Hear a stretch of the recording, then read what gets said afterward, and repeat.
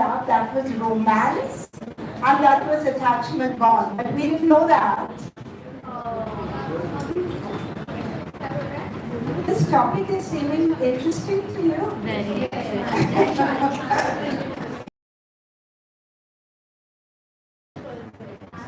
It brings together personal and transpersonal love. Why? Because true love makes you go beyond yourself. You know, beyond your comfort zone, what you imagine love to be. So it brings the two together. But true love demands honesty, vulnerability, and gratitude. It requires conditions. Now, don't give your boyfriend a checklist. Or don't do a checklist of that, you know, vulnerability, gratitude, or the other way around.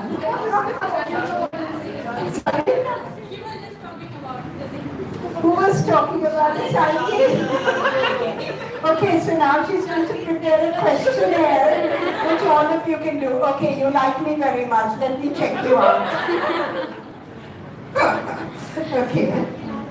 It includes awareness of self and an empathetic understanding of the familiar but mysterious loved one. So even if you've been with somebody for 40 years, there are still things you don't know about that person. Like, again, I usually like to give examples from my own life because it doesn't pinch anyone. I've been married 44 years, and we got married when we were very, very young. And I always fancied that my husband was a can take it all, nothing troubles me, I can smile through everything. Even in the worst of situations at his workplace as a chartered and cost accountant, even if there was a crisis, he would smile through it. And last week, we discovered that there is a very, very major problem with his retina. And he can barely see. There's no vision in his left eye, and the one in his right eye is giving a lot of problem, as you might have noticed when he walked into the room that day. So it couldn't be detected. Long and short of it is, it finally got detected. It's a very serious situation. Very, very serious situation. Now, I just assumed that he would be able to take this as well. Because, very honestly, I promised him my complete, unstinting support, etc., etc. I thought that would be well. Till he sent me a WhatsApp message the other day, which completely shocked me, because he's never written anything like this. He says, I feel quite broken, and as usual, I need your help. He's never asked for help. In these 44 years of marriage, he's never asked for help. So you may be married to someone that long and still you don't know that person. I was so moved by this vulnerability, because he was here, I can take it all, kind of. All kinds of physical problems he's had accidents and all kinds of things. And he's never expressed vulnerability. So it's very, very interesting to note that 44 years is more than, I've just been 23 years old when I was married or whatever. It's a long time, and still we don't know that person. It still surprised me. So true love is very, very rare, very, very problematic. Because you may be wanting to communicate in an honest way.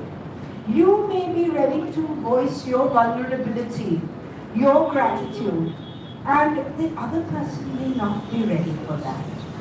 That also happens. So, trust me when I say that this kind of relationship, where the two parties know that they have to learn from each other. Now, very fortunately in my case, my husband just sit with each other and indicate the shadow, and this is my shadow, and this is my inner child, whatever. And sometimes even after knowing that, things don't change. So, it's all a problem of be totally invested in that relationship. If you are not committed, if you are not invested in that relationship, then you will fall prey to the images that society feeds you. That if it's not happening, so then you fall prey. But if you are invested in the relationship, then it means that you have to constantly work on yourself, and both the parties, in true love. Alright. So that's why the word mysterious is very important. Mysterious loved one. Here, you want something, excuse me.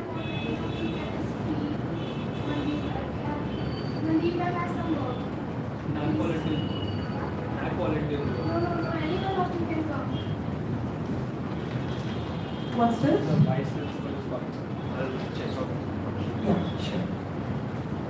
So, as I said, I trained with her, Polly Young Eisendrath, and she outlines 4 skills that will help you to deal with your partner. Speaking for yourself, paraphrasing, being curious and asking questions and responding. I'll do each of them in turn. The most important thing is speaking for yourself. If there is a disagreement and I start my sentence with the word you, it puts you on defensive. You did this, you did that, you said this to me, you made me feel this way, whatever it is. So what she suggests is that you speak for yourself. I have responded, or I feel this way based on your words. Is that what you meant? Now when you do that kind of thing, you are not triggering the opposite person. Everyone knows that none of us like to be accused of anything. Because in our mind we feel, I'm right. So when somebody starts a sentence with a you, or even worse with a scantimonious we should not be behaving like this. When you actually mean you, we should be more in control of ourselves, which means actually you must be more in control. So it doesn't work.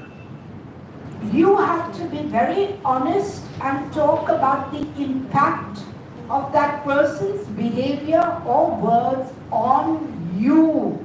End of story. Okay, get that? Now let's do it in detail.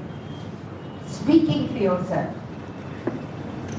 Do not begin a sentence, especially in the case of an emotionally charged situation, by using you or we. Use I statements. You can do this with your parents also, with any kind of relationship which involves love. But obviously the person should be ready for it. If the person is not ready for it, there's still one more technique called cherishment. I'll come to that. But suppose you have a very, very comfortable relationship with a loved one, be it the parent or be it a partner.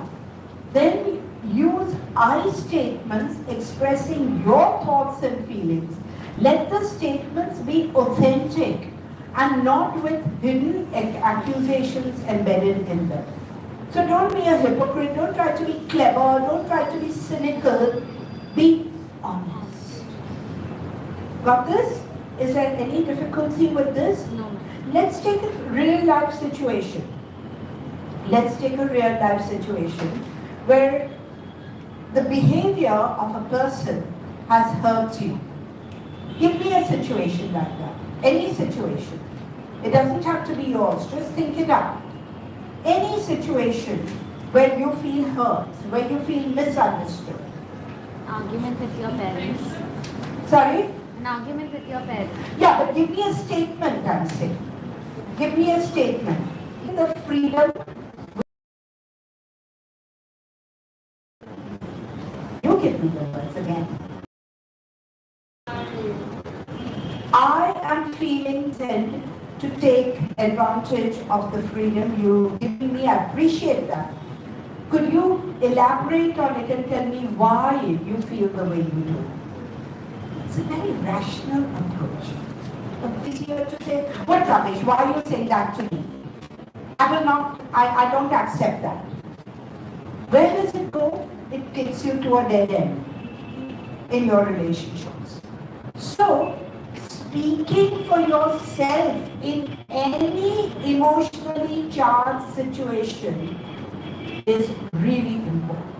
Suppose here I'm standing and I accuse you of something. I say, I think you were cheating when you were not. How will you now respond to me?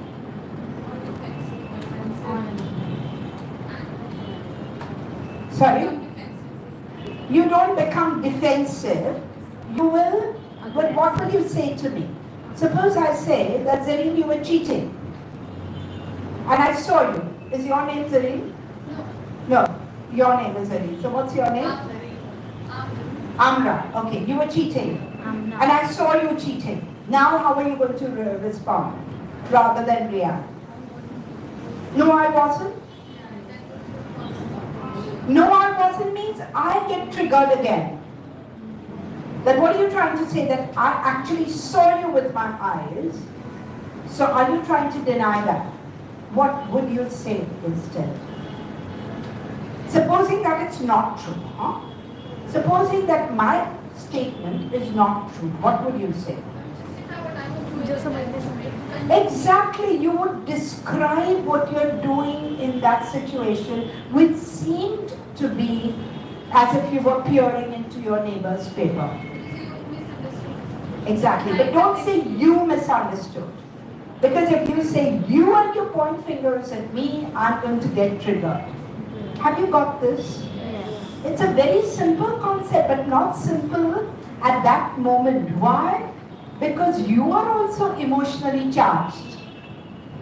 Isn't it? Yes. If somebody accuses you, you are also emotionally charged. You remember what we said when we did mindfulness, that pause is important? So if you pause, you'll be able to come up with this kind of response. Is this clear? Yes. Yeah? Next. The next is paraphrasing. Now this is very important.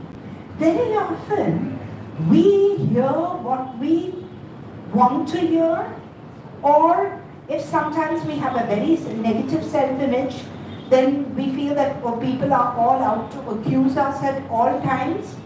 So it helps to paraphrase. When you are paraphrasing, you are saying that this is what you said. Am I right in understanding this? Now you don't have to do a simple paraphrasing, you will do an inferential paraphrasing. You will infer the meaning from it, not a simple repetition. So paraphrase to ensure clarity, because half the time the person will say, no, I didn't mean that at all. Then you've wasted all your emotional energy on that person, right? Make inferences while paraphrasing. So when you said that, is that the way that's the way I understood it. So am I right in thinking the way I do? No, I didn't want you to feel that way at all. So make inferences. Ask if you got it right. Request the person to repeat if you felt lost or confused. No, I didn't mean this. And then that person is likely to explain. Paraphrase in small chunks. So don't paraphrase the entire argument. Do it in small chunks. Next. After the paraphrasing, be curious. So keep to tone and body language. Try for more details without irritating somebody else. Yes, please do. Why are you not feeling well? You're feeling nauseous? Yeah, please go. Please leave. Do you want any first aid? Any medicine or anything from you? Okay. So now you can't be saying, I believe this.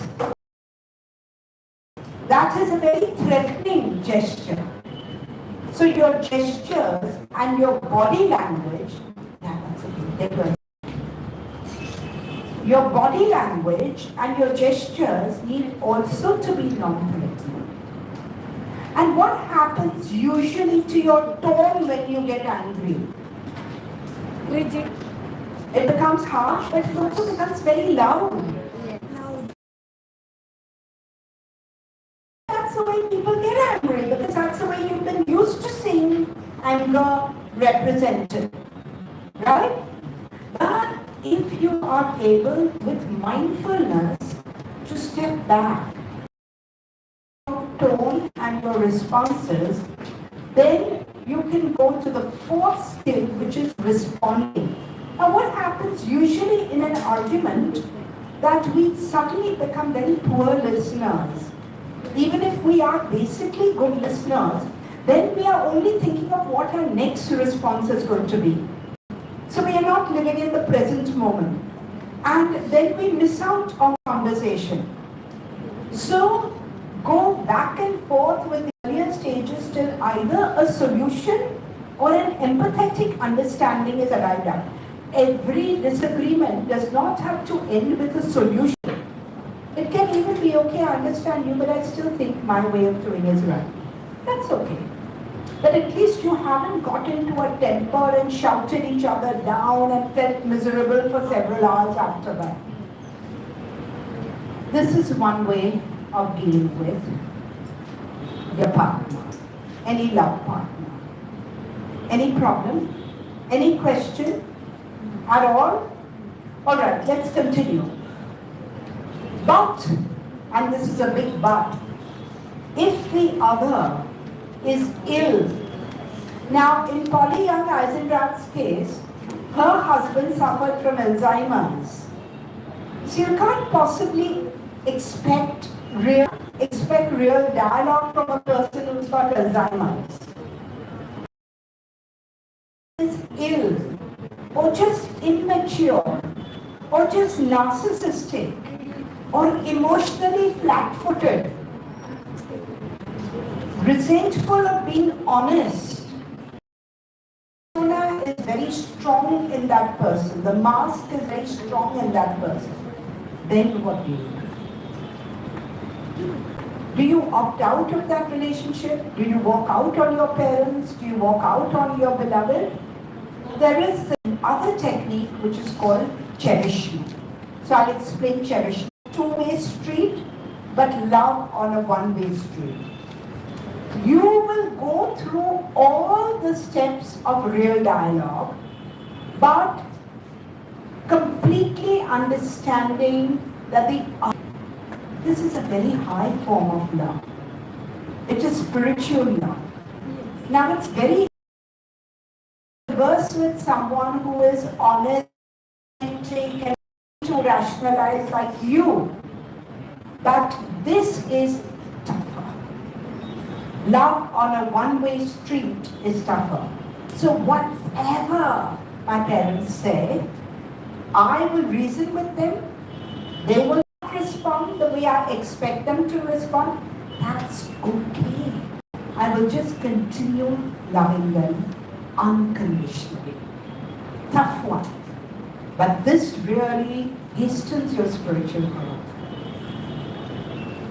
Since we are hardwired for connection and we yearn for love, what we need to do is cherishment in this case. Also, we need to understand that this person is battling unconsciously with his or her inner child, complexes, shadow, whatever psychic things have taken place in the past. The person is battling with it, but not wanting to face them. It requires courage to face your inner child or your shadow or your complexes. It requires courage to do that. And some people can't do it because the pain has been so deep. A hurt child will not be able to do it because a hurt child's pain is so deep. What do you do in that case? Cherishment. draw the projection. First, take away this projection of intimate enemy. Stop being interested in knowing the other. As things unfold, what we have seen in this course is that we barely understand our own selves being in our snow globes. I cannot understand anyone else in his or her snow globe. This is a problem very often with counselors and psychologists who jump in to give their interpretations to everything. You can't know really why the person is feeling the way he or she does. Don't say don't feel this way. How can you not feel that way? It's like saying don't get your foot injured when your foot is injured. It's as silly as that. So getting the person to explore his or her own inner landscape is, I think, far more empowering. Remain interested in knowing the other. Accept the other as he or she is. Now, the first thought that will come to your mind is, if I accept whoever the way he or she is, they'll do more of it. Do you have that fear? Yes. Isn't it a real fear? That but that person will soon realize you're not getting triggered. You are holding your peace. You are holding your calm. That person will be befuddled, angry. Why are you not responding when actually what they are inviting is a reaction? You know, during the Vietnam War, the Vietnam and the Americans were fighting like mad. And one Vietnamese monk, he decided that enough was enough for that day. There was just too much of bloodshed. He went into deep meditation, he centered himself, and there was a wall separating the Americans from the Vietnamese. And he just walked along the wall with all the cannon fire around him, fearlessly just walked, and nobody could fight that day. When you exude peace, other people also start feeling peaceful. That's why Shri Aurobindo, one of the very, very great mystics of our country in Pondicherry, chalega kuch bhi sattar nahi, coffee, thank you. They're feeling sorry for me that I'm going on yakking. So Shri Aurobindo said, one man's perfection can save the world. And it can be the other way around also. Right? So when we give out, we often in lay language we call it bad vibes.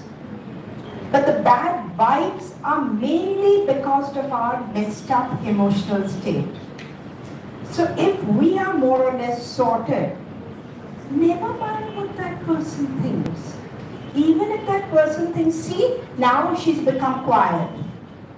You need to preserve your quietude and your sanity. Never mind what other people think. Never mind. I have often been accused more so recently, why don't a lot of things I'm human. But if I know that I can make a change and if I can make an impact, then it's worth getting troubled. If I don't, then my only thought that comes to my mind is, I will help the next generation to understand this so that they don't make the mistakes that this generation is making. That's my only thought. And that's a peaceful thought. So naturally I'm getting disturbed, but if I sit and say, so and so did this is right, this is wrong, how is it going to help? My heart bleeds for the Palestinians. My heart bleeds for the Ukrainians. Power and understanding to the next generation. And that's what I'm doing. So how can this very, very beautiful serenity prayer. Grant me serenity to change the things I can, accept the things I cannot change, and the wisdom to know the difference. If I can't make a difference, if I can't change the minds of the Israelites or of Putin or of Donald Trump, then sitting and getting angry and just adding to the anger in the world doesn't make a difference. So, care for the partner as unique without doting or feeling resentful. Arey, ye to aisa hi hai, but fir bhi I have to love this person. No anger. No doting or sorry, whatever you want I can give you. Even that is stupid. Respect the other person and don't keep complaining about the unfairness of it all. Why did I get such a mother and she get a better mother and he get a better mother? Don't get into all this drama. This is just drama. What I have. And there is, remember, that divine purpose, that design. So the design given to me is my unique design. The design given to you is your unique design. You never find a flower which says, oh, I want to bloom because I'm very angry today. Or look at this other flower that's blooming better than me. It just blooms. And there's so many valuable and beautiful things that nature has to teach us, if only we are open to them. Okay? So this is cherishment. Understand that there are no perfect partners, children, parents, or colleagues. At your workplace, there will be 110 people who will rub you up the wrong way. That's okay. That's all right. No perfect. I'm not perfect. That is when you accept your brokenness. But if you feel that, no, I'm always right, or this disgusting feeling of being self-righteous, I will never do wrong, I will never tell a lie, I will, oh God, what did we say in the morning? Everything human is me. Okay? So, you're self-inflicted. Alright? Do you still like me or should I go home? Intimate relationships are the householder's monastery. That is why. It's very tough. All relationships are tough. But they make us strong. Do we want to become strong? Or do we want to go on and on with our complaining, crying, taking tranquilizers, running to counselors, running to psychiatrists, or even thinking of oneself as depressed is wrong. Temporarily, I'm not feeling too good. But when you label yourself as depressed, that's a big, huge thing, and don't ever do that. Because life is not, as the poet Keats said, a vale of tears. It's a vale of soul making. These are his words in the letter, in his letters to his friends. Life is not a vale of tears. Life is a vale of soul making. So take up these challenges. Don't go and look for the challenges. So don't go and look for challenges. But when challenges come your way, stop, think, reflect, and say, now how do I make the best of the challenge? And obviously you will not be able to do that when you're mentally disturbed. So you will need to settle down and then respond. Okay? Is this fine? So that finishes the personal unconscious. Yes or no? Yes, ma'am. Now quickly saying yes, ma'am, so that I finish and go home. No. You can continue. Any kind of difficulty? No? Right. So then we move to the collective unconscious. You want to break?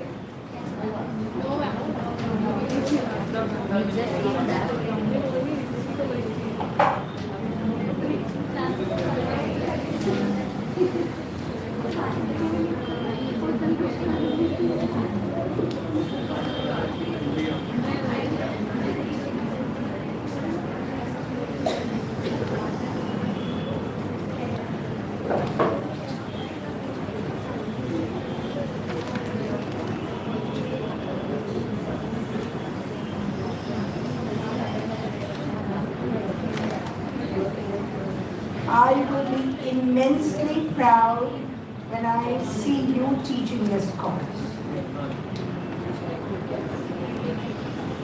It's not rocket science.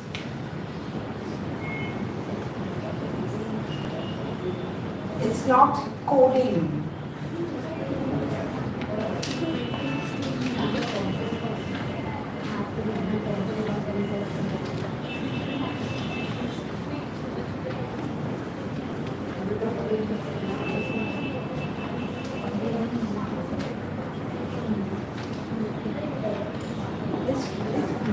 Kadani, let me check because I've been told to talk to him by vice chancellor.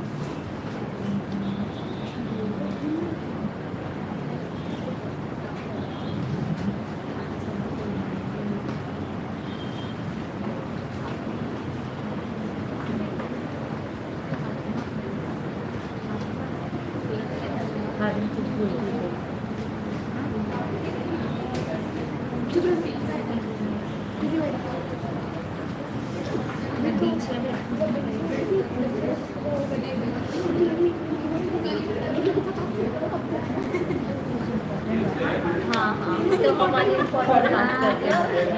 High बनी ये फातिमा ही है जड़ गलत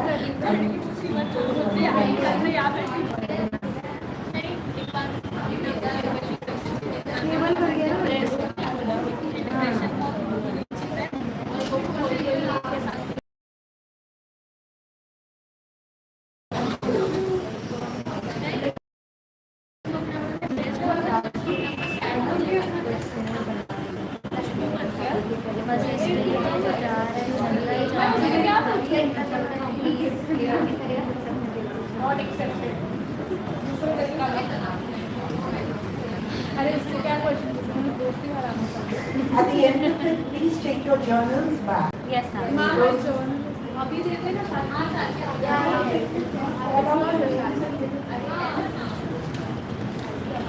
Last monitor.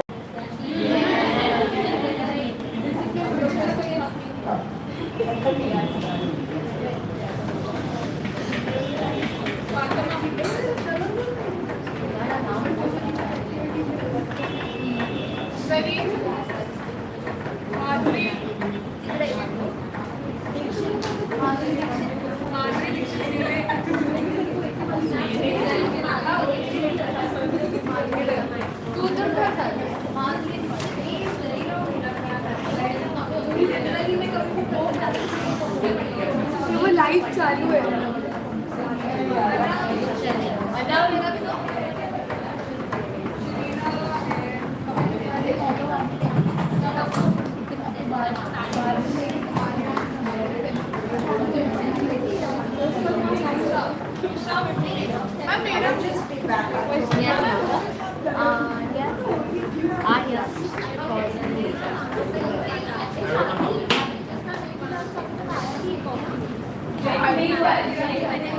I feel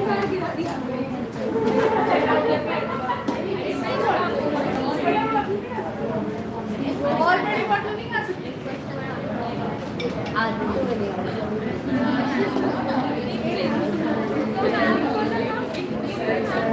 barfi आ रही है ना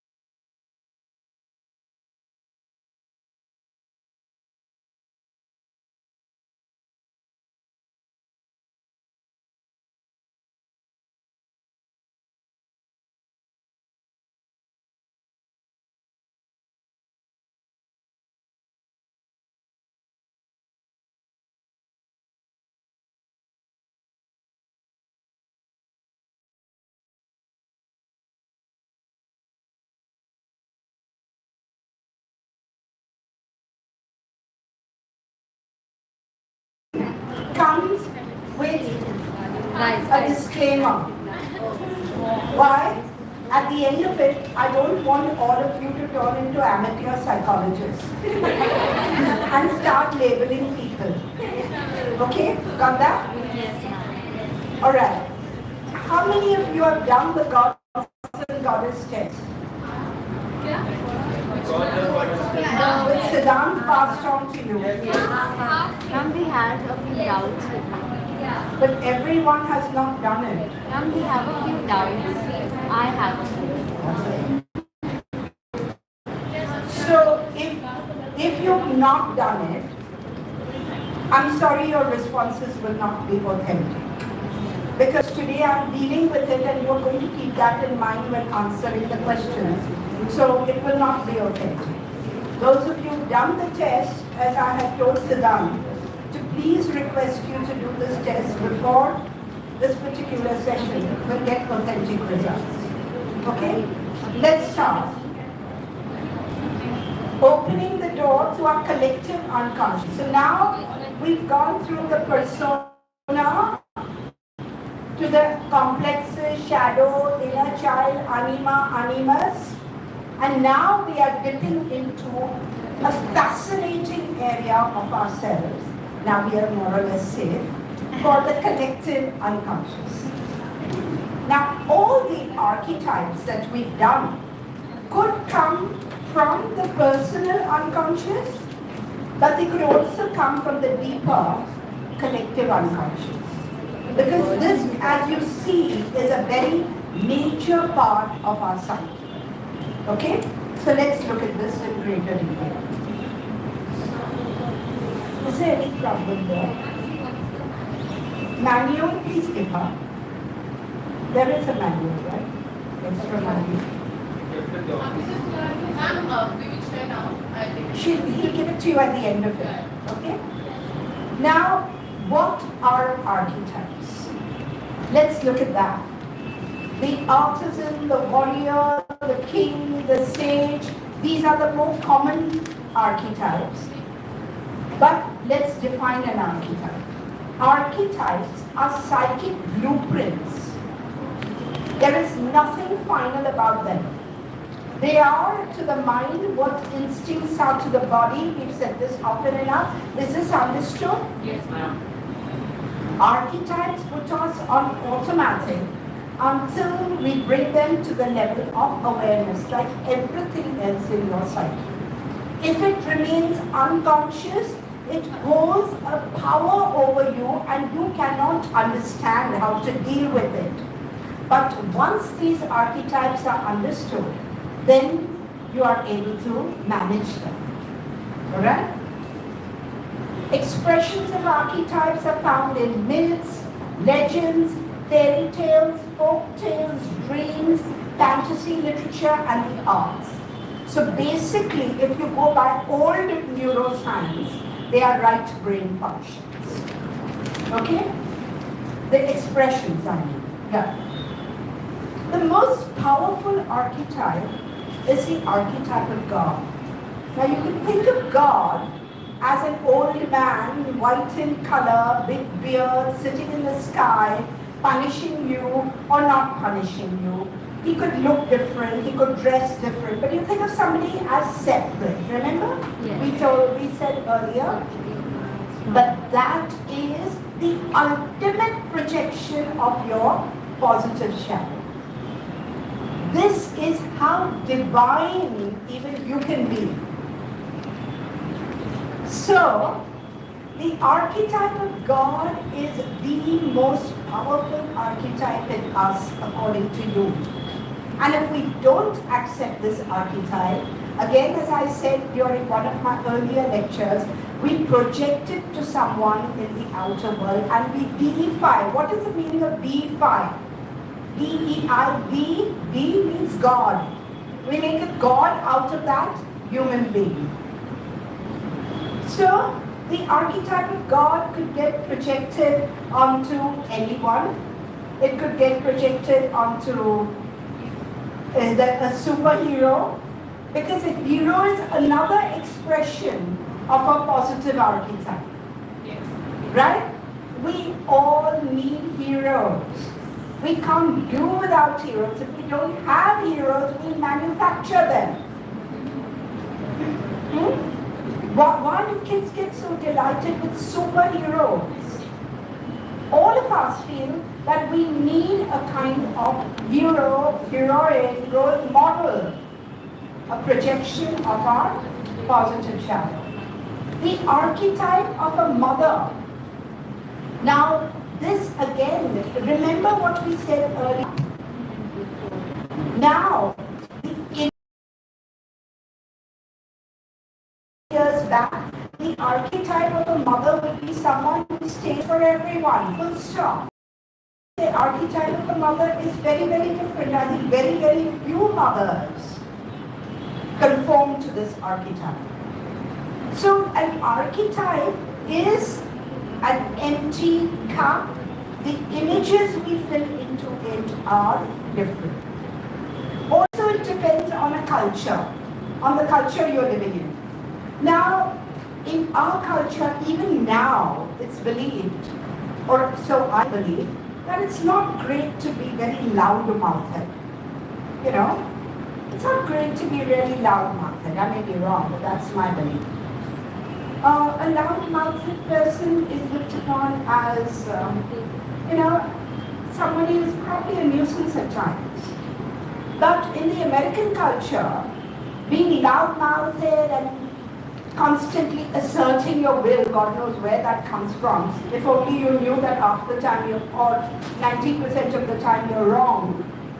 Where does all that aggression come from? So that kind of aggression would be part of the stereotype, cultural stereotype that you're filling in. But the archetype is there and it's always been there. Okay? Next. Archetypal symbols may be representations, again, of like everything, of our positive and or negative aspects of our inner self. Next. Let's take an example. How are dragons represented in fairy tales, folk tales, etc.? Dragons. Negative. They are represented as negative images. But the same image in Chinese mythology is a positive image. Because the dragon is symbolic of our own inner power. So the same image can be two different things. Next, archetypes take on the coloring and costumes of individual cultures. Let's take this image. What is common in these two images from Egyptian mythology and Hindu mythology? What is common? This is Ra, R-A, Ra, and this is Ganesha. So what's common there? Yes? Ganesh's body is made up of elephant's head and human body, whereas the other thing is the head is of a crow and the Now, excellent. Could this kind of graft be scientifically possible? No. Now, we all know the story, the mythology, that Shiva freaked out, hacked off the head of his son and put an elephant's head on it. Yes. And maybe because it was God, it was a very good fit. And the whole circulatory system and the entire nervous system started working properly. But this kind of graft is scientifically impossible. Similarly, this kind of graft is scientifically impossible, of a bird head. So then are these lines?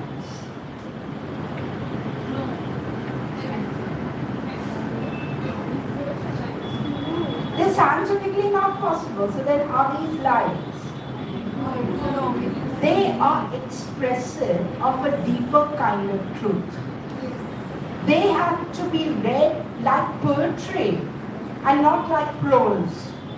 If you read them as prose, impossible. If you read them connotatively for the hidden meaning, then you get it.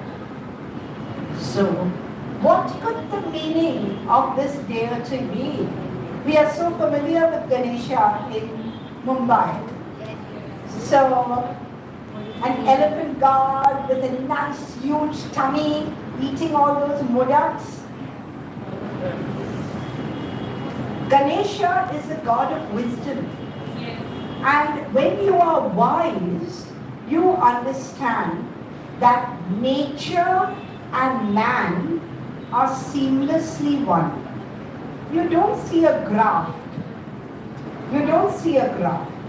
Nature and we human beings are inextricably interconnected. Alright? Ganesha has a huge trunk, and the trunk helps the animal intuit things.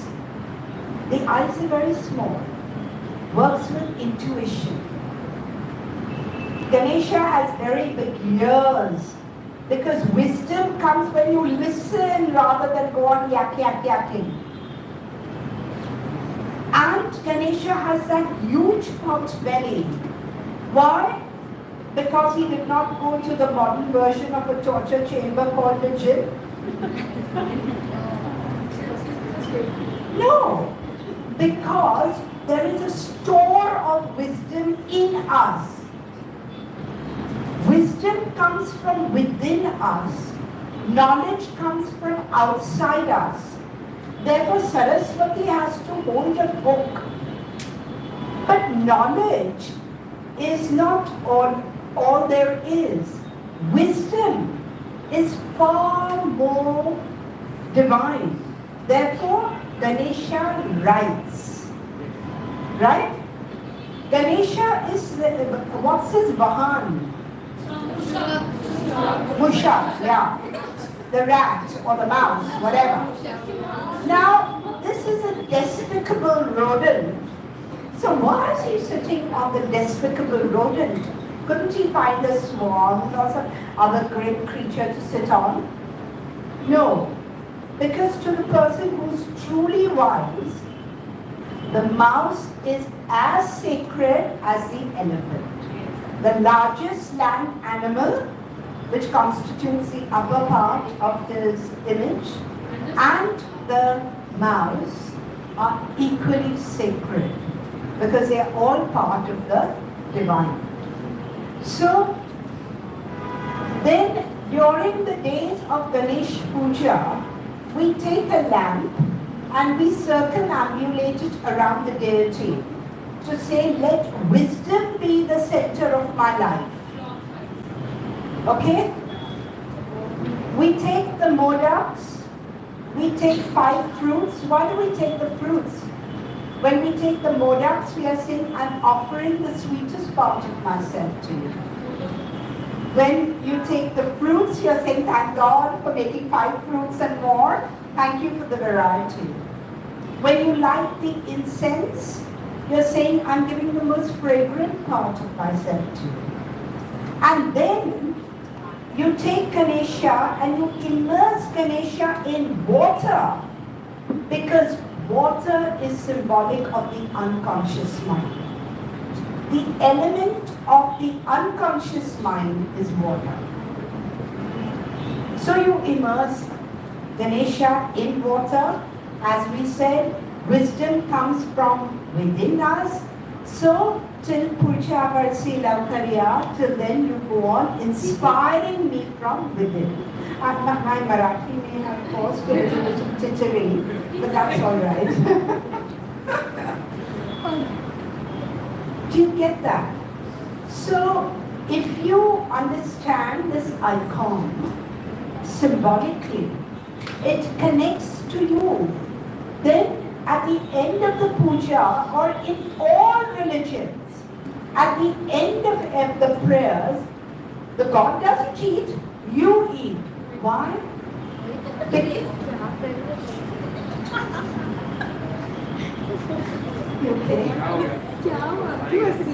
Okay, so at the end of it, you eat the prasad, which means what are you telling yourself? I know God that I have externalized you. but I know that you're actually in me. So whether it is water that you, or the host that you're given in church, or anything of prayer is finally ingest. That is the value of archetypes. When we don't understand them, what do we say? Elephant god with a big belly. Or in this case, it could be, how can a man have a bird's such a long beak also? Very uncomfortable. That's right. Same image, same idea. The poet Coleridge very powerfully said, "He prayeth well who loveth well, both man and bird and beast. He prayeth well who loveth well, all things great and small, for the dear Lord who made them, he made and loveth all." So that's it. Next. This is from my own religion, the Ashafara. Again, you see the commonalities? It's again man and bird all coming together. I'm not going to get into the details and explain the whole thing. But there is the path of righteousness, the correct path, which you can walk on if you take the help of God. Again, next, same, man and bird and beast. This is a very, very familiar Assyrian image. Alright, next.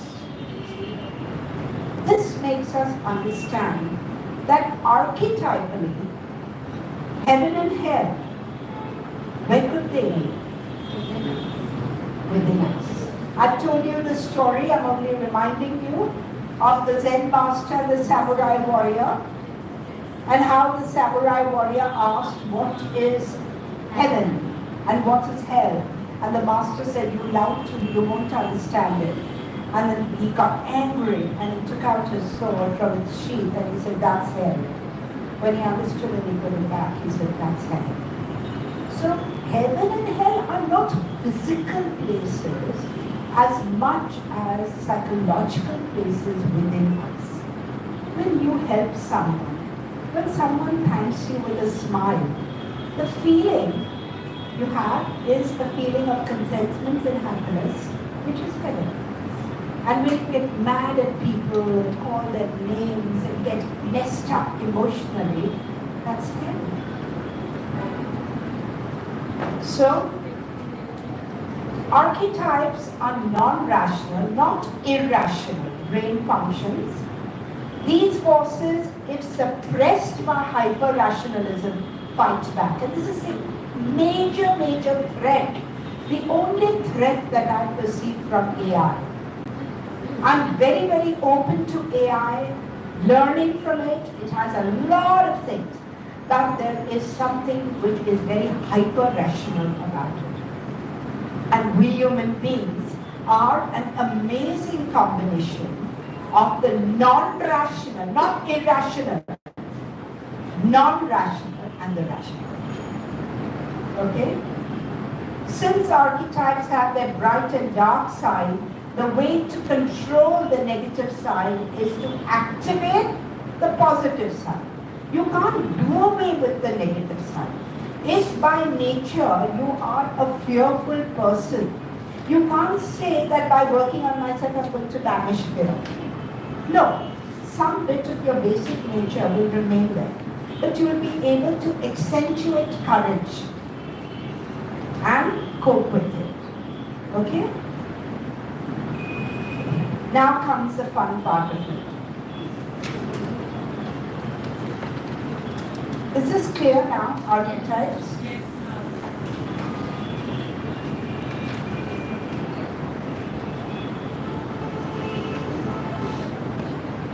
The first part of what I do will be relevant to women, to girls, but the boys also need to remember that they have a female component in them, and vice versa.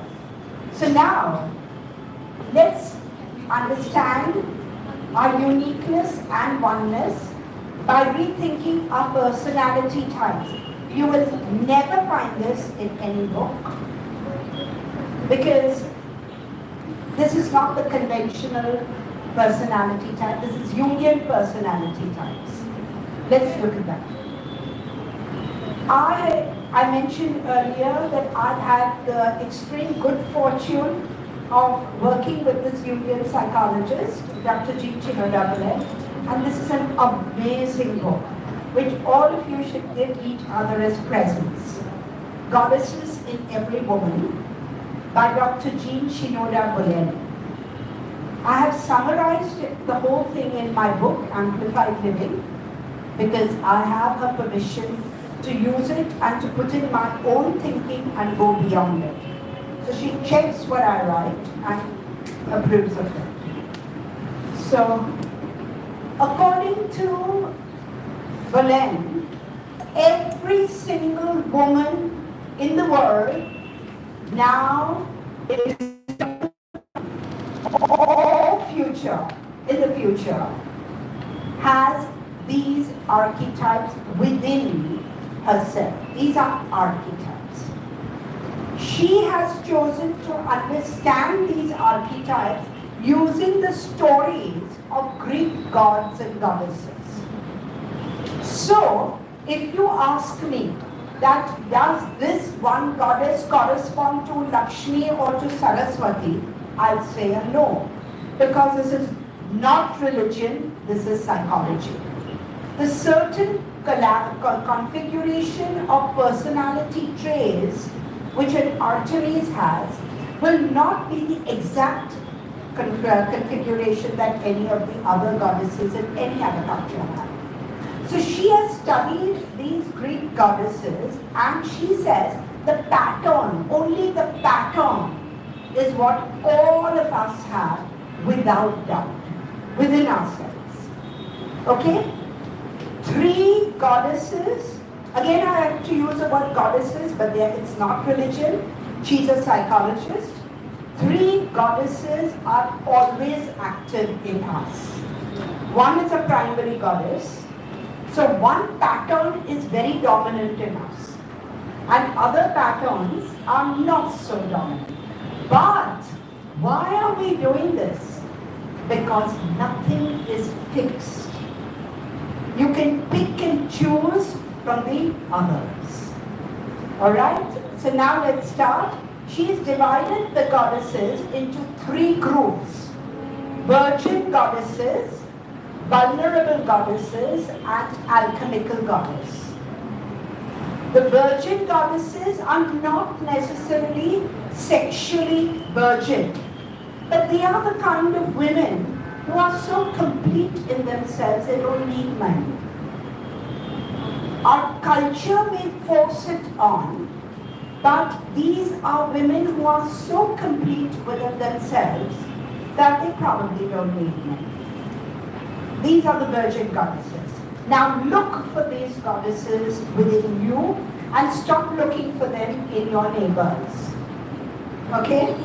So the first pattern, please remember, I'm repeating again, these are only patterns. The first pattern is of Artemis. I can't tell you the stories. The stories are absolutely fascinating. But I can't tell you the detailed stories. But Artemis, women, are women who are very strong, very independent, outgoing. They love going out in nature. So if you have a little Artemis, who is a 7-year-old or a 10-year-old, and you say, oh, you're a girl, learn to do the chapatis, you'll probably get the balan on your head. She's not of that kind. She's thinking of camps, she's going out in nature, she's competitive, she cares for other women. That is an Artemis. But Artemis women are not too good with men. According to the story, according to mythology, she was immune to love. And the only time she fell in love was with this extremely handsome man called Orion. And Orion one day observed her when she was bathing, when she was out hunting. And she thought what was moving there was a wild boar. So she killed it. And then, of course, there was a lot of tears shed, and Artemis went to Aphrodite and to other goddesses, and Orion was made immortal as a constellation. So Artemis women, consciously or unconsciously, injure men. So the men are already saying, I'm not going to fall for another girl. No, there's always a combination. These are outgoing, friendly, highly competitive women, and they are very supportive of weaker women, younger women. They are the ones who form sisterhoods. They are the ones who excel at sports and at any kind of competition. So again, every archetype has its positive side and its negative side. So look at Artemis, look at her body, it's so strong and so supple. She is interested in hunting in the wild. So that is an Artemis whom the Romans called Diana. Next. The next virgin goddess is Athena, whom the Romans called Minerva.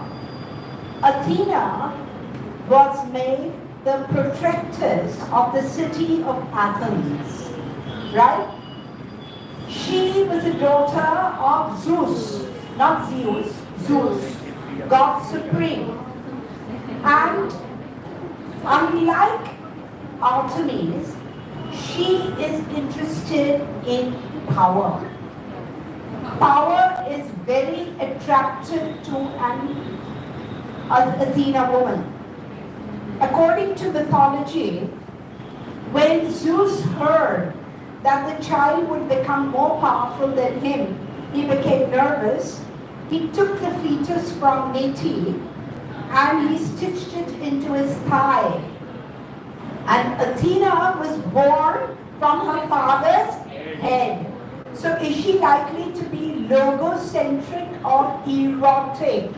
Eros. Logocentric, she's come from his head. She is her father's daughter. So an Athena woman will support the men. And only powerful men need apply. Wimps, she will look at disdainfully. They don't even deserve her attention. She doesn't look at wimps. She is interested in powerful men. So if you go for an interview and you see someone staring coldly at you, you know that's an Athena woman.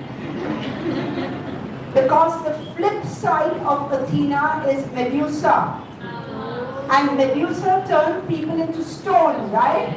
So you say, oh, I went into the room and I forgot everything. I knew the answers to all those questions, but that one code would just tell you, okay, there's a Medusa and Athena. I'm not going to look at her, I'm going to concentrate on the others. So if there is a principal who is an Athena, who's got her power from patriarchy, from men, and if you go to her and say, ma'am, I need to go home, my baby is sick, she'll look at you and say, yes, all right, decide where you want to be permanently. And you'll say, what? She's a woman, she should know about my baby girl. No. Athena women will be cold, calculating strategists. They will consolidate their power. They will remain in power. In Greek mythology, Athena helped the heroes. She didn't help any of the wimps. She only helped the heroes with brilliant strategies which made them win.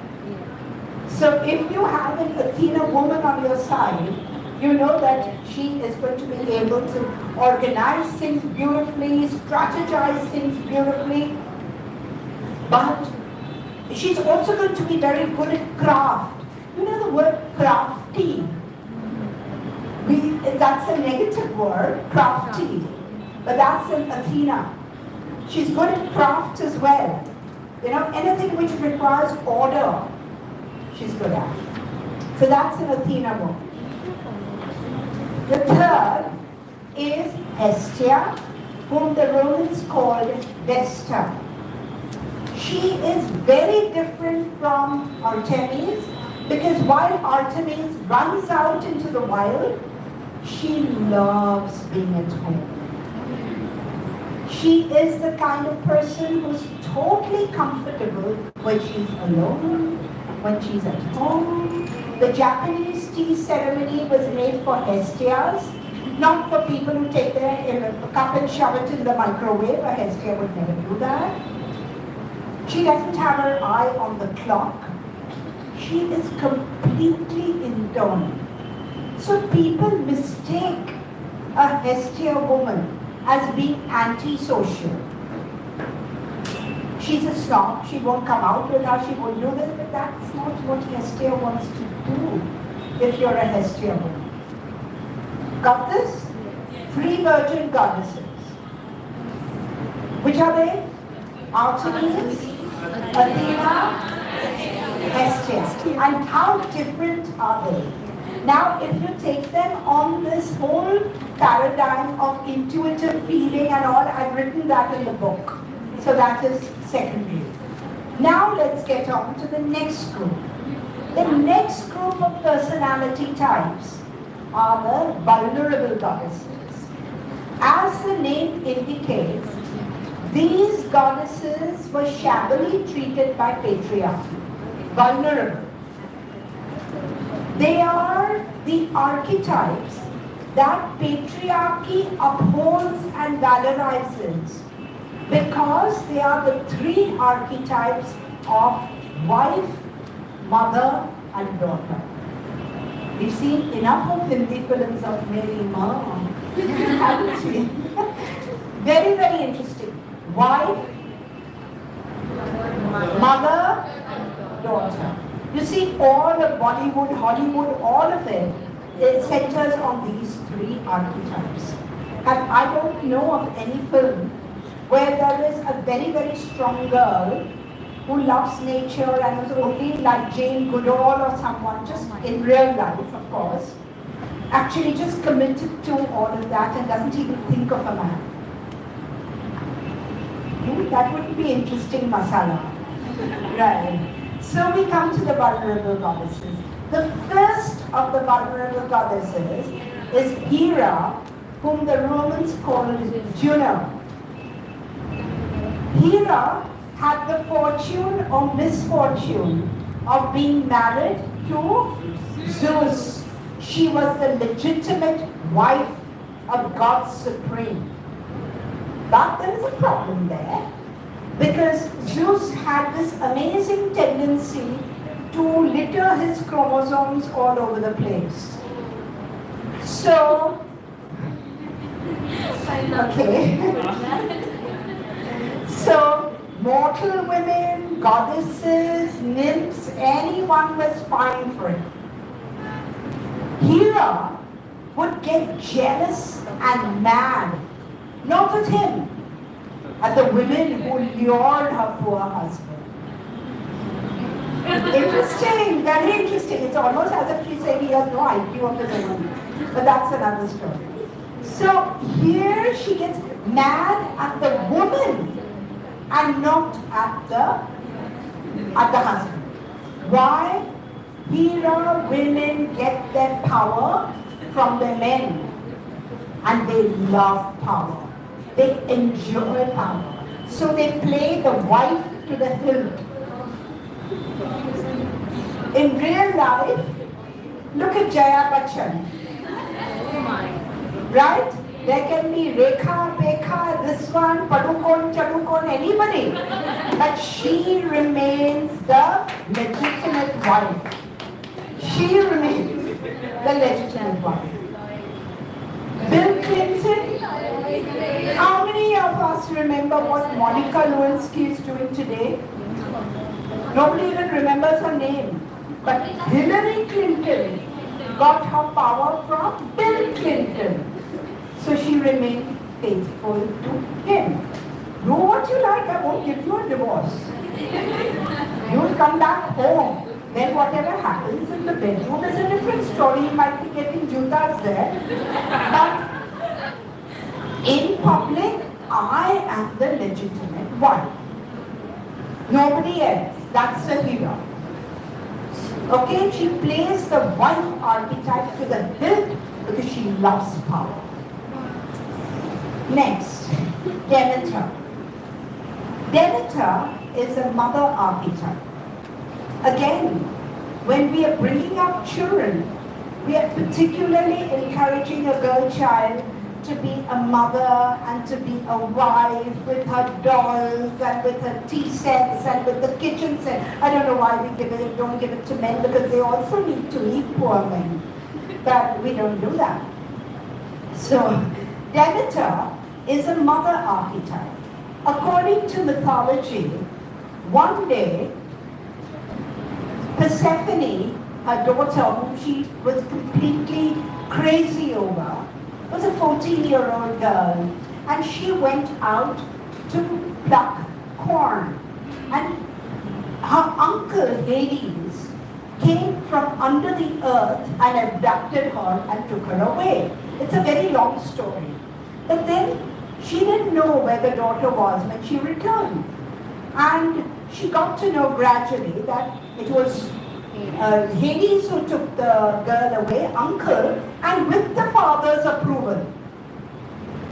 With Zeus's approval, Zeus's brother. So she got really enraged. And she told Zeus that she, being the goddess of fertility, of corn, would not let any grain grow on earth. Sorry? She was goddess of fertility. Yeah, fertility goddess. If you know Keats, Keats's ode to autumn is to Demeter, to Ceres. Now, when Zeus got to know that, he became very nervous. He sent one child after the other to persuade her, and she said, "No way, I want my daughter back. Otherwise the earth will remain barren." So finally Zeus had to send his most clever son, Hermes, also called Mercury.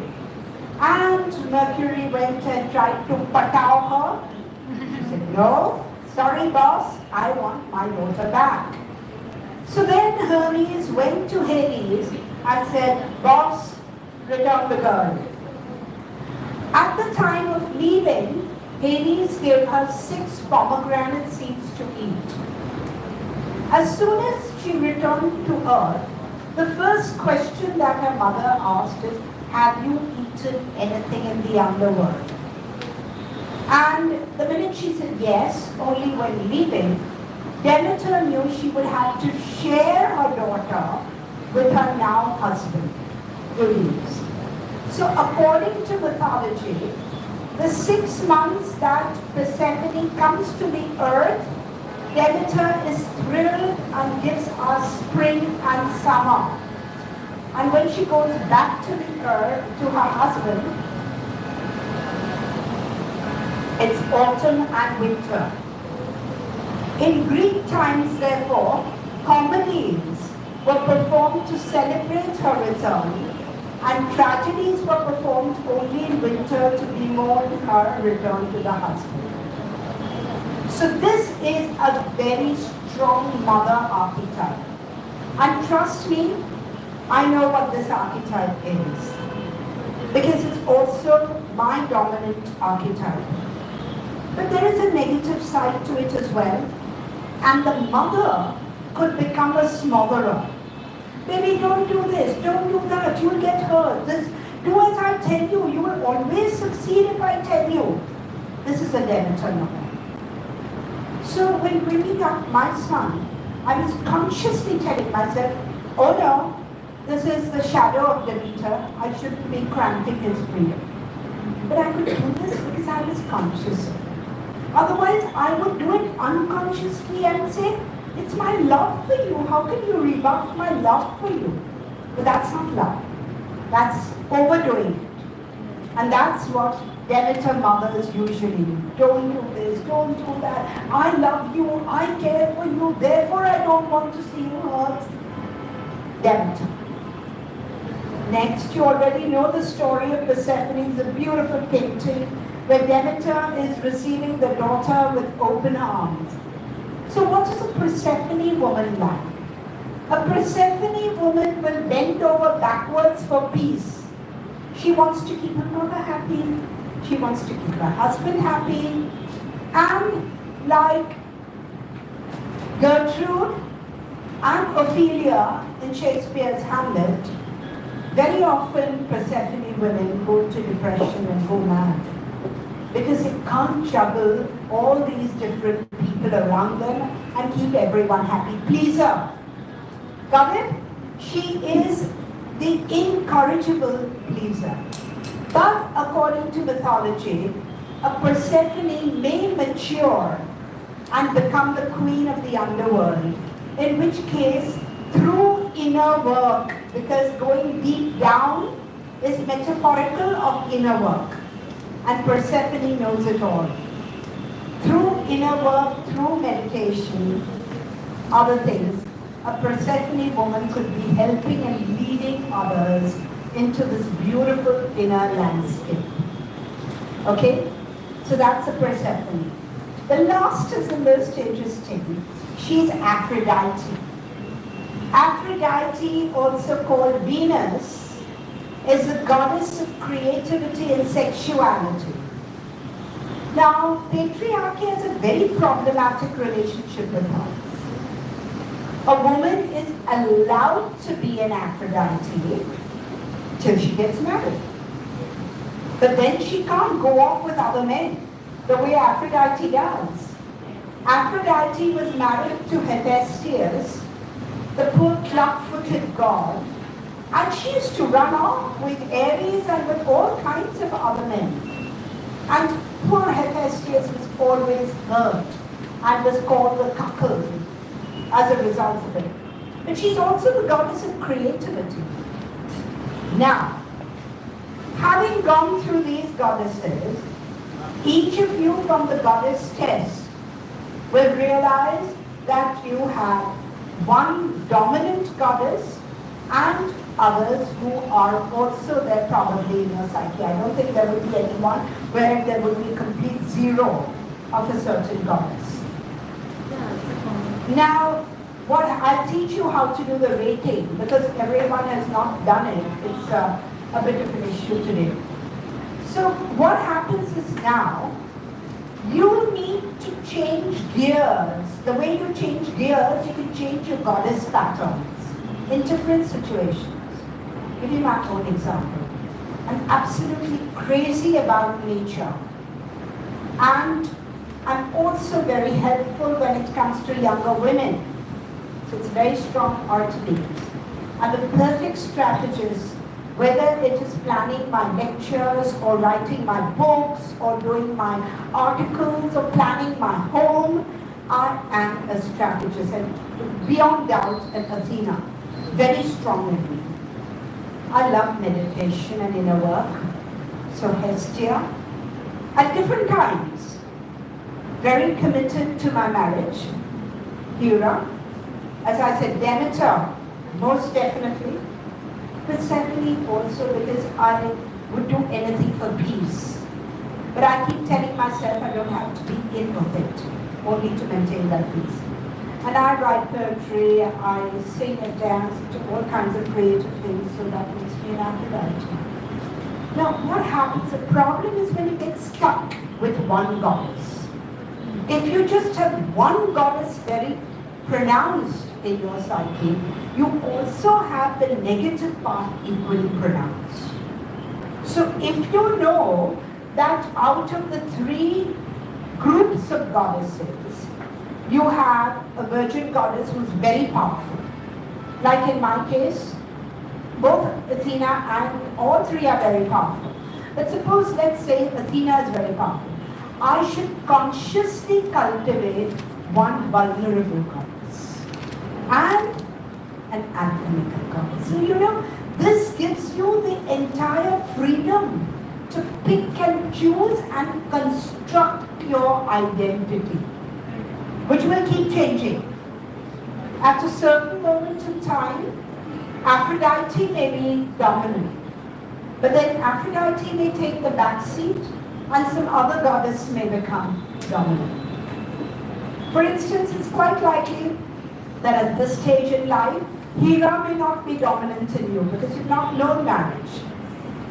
But you know, there are some girls right from the beginning who will go on tidying the table and dreaming of their Prince Charming. They are heroes. Why do we need to know this? We need to know this because we need to understand our patterns and also understand the patterns of the children in the class, our students. Got that? Did you have fun with this? Yes. Can we move to the guys? Yes. Now you also have the girls. Yes. Yes. You have a question? The test rate. The test scores, now what do? I can't help you with the test scores because then it would condition the way, just remove this. It would condition the way others who have not done the test will think. You've done the test. Yes, ma'am. I think. Okay, those who've done the test can come and look at this, the results on your own. I think even from my description, you must have guessed. Now let's go to the men. Gods in every man. Gods in every man are divided into two groups, fathers and sons. Fathers are all the three brothers, Zeus, Poseidon and Hades. Zeus, Poseidon and Hades. Very, very different from each other. Let's start. Look at this guy's body language. Look at this guy's body language. What does it tell you? Arrogant. He's God supreme. Right? The three brothers were vying for supremacy. And Zeus won. He's your alpha male. He's your Dhirubhai Ambani. He's your Amitabh Bachchan. You see the body language. Yeah, absolutely. Shah Rukh Khan has also got Apollo. I'll come to Shah Rukh Khan. Yeah, this is completely ruthless, power hungry, alpha male, philanderer. You remember that? Philanderer, cold. If there are competitors, they get wiped out. Competitors get wiped out. That's the alpha male, that's the Zeus. But he has tremendous intelligence and is empire builder. He's an empire builder. So very often you hear that person was just a shiny boy and then he became this or he became that. Right? The empire builders, the alpha males. Have any of you seen Tony Robbins? You just see him and his body language. You know, I know it all, man. Macho male, ultimate. He takes these archetypes. What's very interesting, see, those of you who are interested in motivational speaking, if you see Tony Robbins, he's very interesting because he's Zeus. I'm always doing that. He's Zeus, but he also knows the strategies to become powerful, and that strategy uses his emotion. Every particular seminar of his is emotion. Shouting, yelling, dancing. God knows what happens in the end because he charges you $500 to $600 for each one. Interesting. But Zeus. Next. Poseidon. Zeus was all powerful. Earth, sky and underworld. This guy, the brother, was given the waters. So Poseidon men are on a roller coaster, emotional roller coaster. They can be cool and calm like the sea, and the next moment they could be completely fired. A lot of men who are angry, tumultuous, Very often people who are into substance and drinking, they often become Poseidon. But unlike the Zeus who's not in touch with his emotions, Poseidon is completely in touch with his emotions. Even the combinations are very interesting. If a Demeter woman is married to a Poseidon man, she will still go on conceiving baby after baby even if the marriage is not good. If a Hera woman is married to a Poseidon man, she knows she gets her power from him, like Lady Macbeth.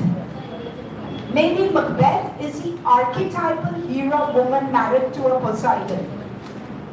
You know, I've had some very, very interesting studies done by my PhD and Phil and MA students. They've taken literature and they've applied these gods and goddesses to them.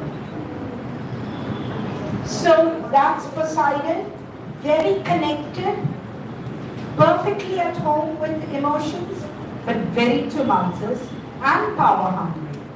Next, Hades. Remember the guy who abducted his niece, Persephone? Now, you could be married to a Hades man for however many years and not know how he feels at all. Feelings are not discussed at all. And this man, he's a lord of the underworld. Underworld, literally, doesn't talk about his feelings. Still very power hungry. But Hades men get misunderstood. These are men who are very, very often misunderstood.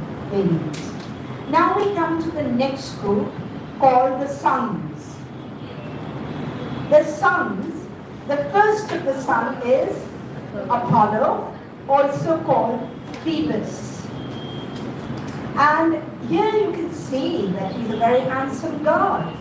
So teachers don't know why the same guys make the monitor all the time.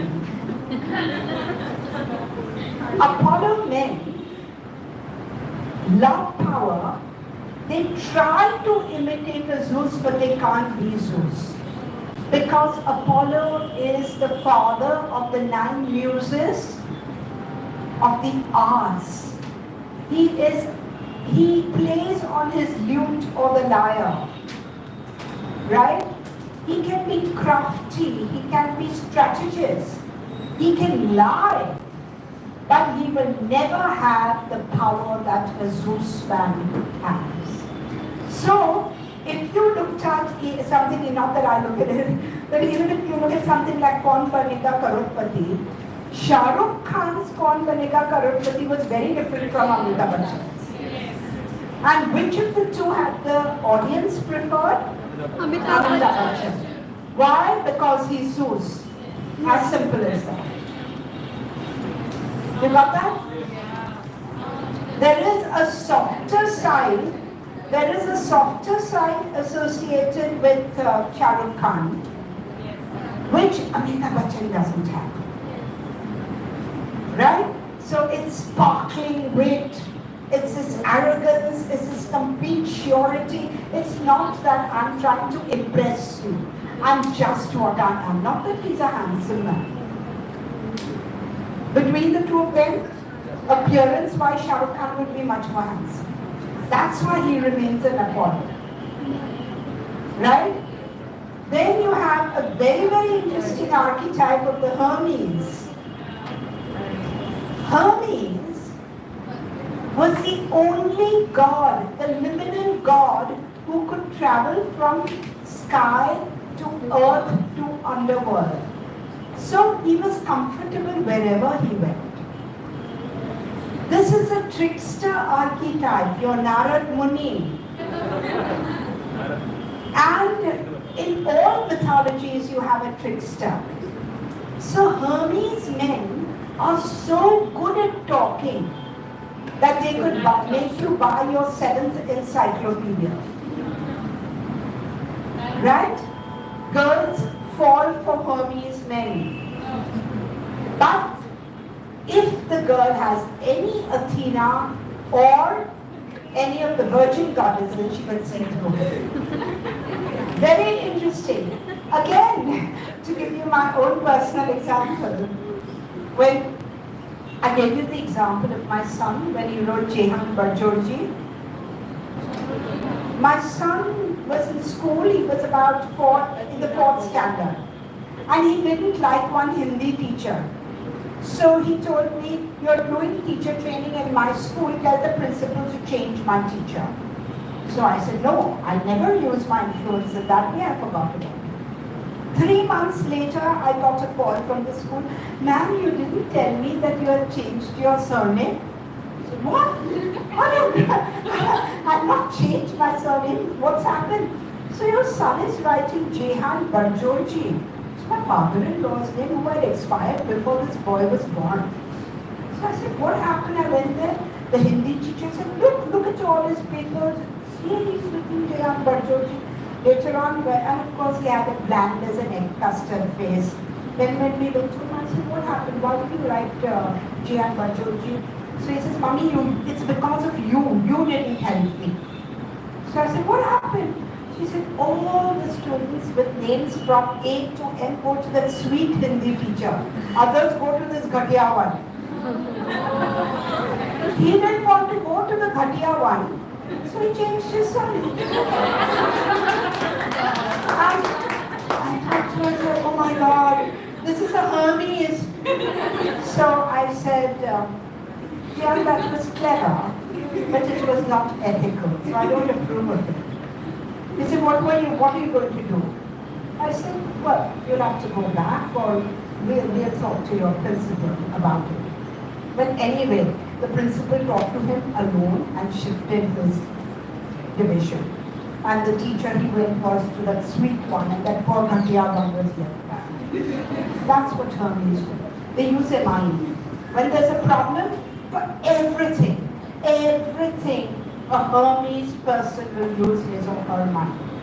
One day I went to school, he was in Montessori, 3.5 years old, and he got all his additions wrong. And I said, "How did that happen?" "You must have done some magic to get all wrong." So he said, "Yeah, I did. Because every day you people make me count up and down. Today I did side to side." Again, I have to be so careful. You know, the tricks and God he is now. Yeah, he can still be very persuasive. Very, very persuasive. Especially with my husband, when he starts, "Daddy, you know," I said, "Daddy, be careful."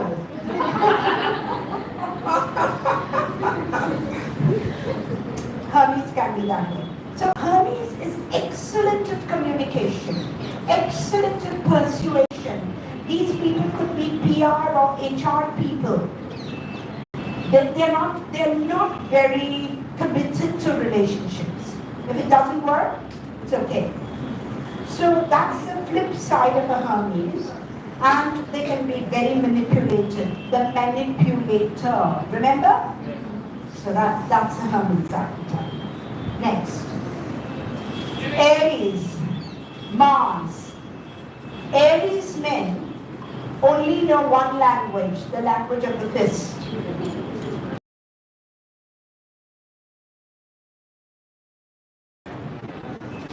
But these men are very strongly body kinesthetic. So they can be extremely good dancers like Hrithik Roshan. They can be extremely good gymnasts and athletes. So dancing, athletics, whatever requires the use of the body is very, very powerful in her man. Now don't sit and analyze husbands, lovers, friends, everyone else. Okay, Hephaestus, I told you, Vulcan, poor guy, he was born with a club foot. His mother rejected him at birth. Hero said, "I have nothing to do with you." And Zeus said, "You're defective." This is often the problem with a lot of differently abled children. They really develop a very strong archetype of Hephaestus. So Hephaestus was this rejected child, and he had the misfortune of even being the rejected husband because Aphrodite would run off with other guys. As against Apollo, who would use his intellect to deal with a problem, of Hermes, who would be witty and deal with a problem, Ares, who would punch people in the face probably and deal with a problem. Hephaestus, men are extremely good with their hands, and they vent their frustration in creating amazing works of art and craft. In mythology, Hephaestus designed the shoes of all the horses of the gods, and he made them. He was a god of the forge. Vulcan. But everything is suppressed, and the frustration is vented through doing things with the hands. So very often you find them becoming master chefs, master surgeons. A lot of them are master surgeons. Not necessarily that every Hephaestus has to be that, but they have that with them. Last, Dionysus or Bacchus, the god of wine and ecstasy, the lover, the only Greek god who did not abuse women. But women were mad after him, the crazy bacchanalian women. So he's an anti-establishment guy. He's the kind of guy who would be perfectly comfortable wearing parrot green trousers and a hot pink t-shirt. Right? So, perfectly fine. That's a Bacchus. That's a Dionysus. If that person is asked, what would you like to do when you grow up? He'll probably say, I'm going to keep horses, I'm going to keep bees, anything which is nature connected. Also, these are people who can be very, very highly spiritual and become even spiritual gurus. Why? Because Dionysus suffered death at birth. Hera got to know that Zeus had an affair with a mortal woman called Semele, and this beautiful child, Dionysus, was born. Mad as hell, she dismembered Dionysus in winter and threw the different parts of his body all over the land. Zeus couldn't do anything at that time. He waited for spring. In spring, he brought all the parts of his body together and Dionysus was recreated. So he has undergone symbolic deaths and rebirths. And that's why Dionysus men can be very, very powerful spiritual gurus. Got this? Yes. Now, the purpose of this entire exercise, again, we don't do the meetings, is to allow you to understand people who are different archetypally from us. Otherwise, our personality types are only introvert, extrovert, which doesn't do anything for us. So, what is very empowering is also that at least I've done this all my life as a teacher, in my MA classroom, in my MPhil classroom, when I've seen that one god or goddess is very dominant, I've very gently brought in the others through the kind of activities, through the kind of assignments that given us to you. So even here, when it comes to your own personality, you can mix and match.